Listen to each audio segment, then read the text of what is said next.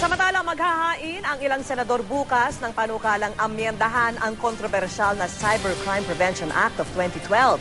Dinepensa naman ni Senador Tito Soto ang sarili mula sa mga alegasyon na kaya niya ipinasok ang probisyon sa online libel ay para gantihan ang mga bumabatiko sa kanya tungkol sa RH Bill. At mula sa Senado, nakatutok live si Jam Sisante.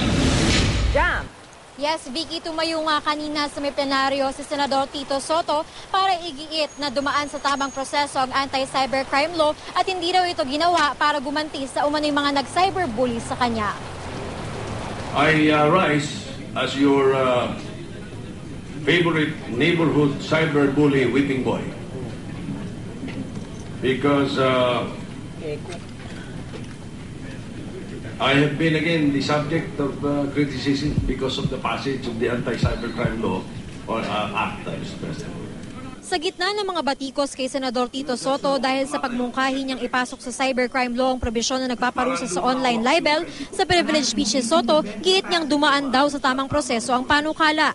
Isa-isang pinangalanan ng senador ang mga naghain ng iba't ibang panukala mula pa noong July 2010 na naging basehan ng anti-cybercrime law.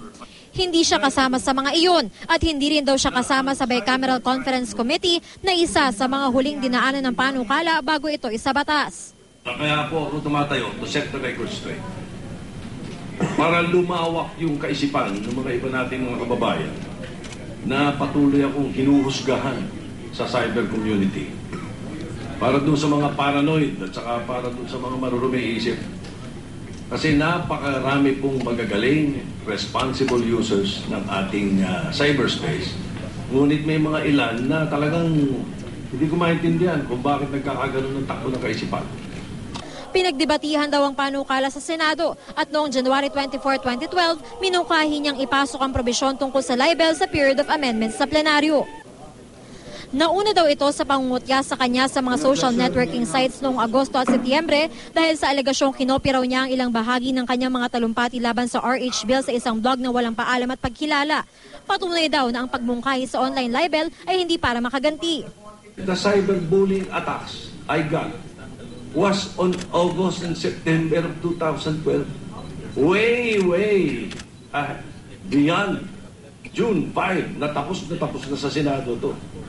This cyberbullies should not be too presumptuous. Parang KSP, feeling important, the Senate will enact the law for them na kukontrahin sila, re-retaliate sila. Excuse me, ha? Ang sabi naman ni Senate Minority Leader Alan Peter Cayetano, tila kulang pa ang deliberasyon sa panukala bago ito maisabatas. The mere fact na maraming lumabas sa anti-cybercrime law na it's against freedom of expression, that it creates a cyber martial law, no, means that minadali. Pero hindi daw ito ang panahon para magturuan. Dapat daw tumutok na lang sa mga paraan para maitama ang mga mali.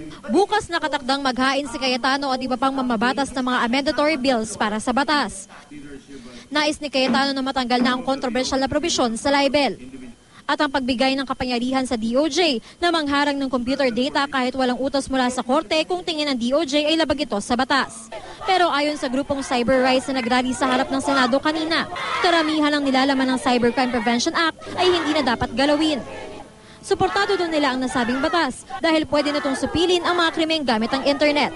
Sa tingin namin may mabuting ehemplo ito o mabuting magagawa para sa mamamayang Pilipino.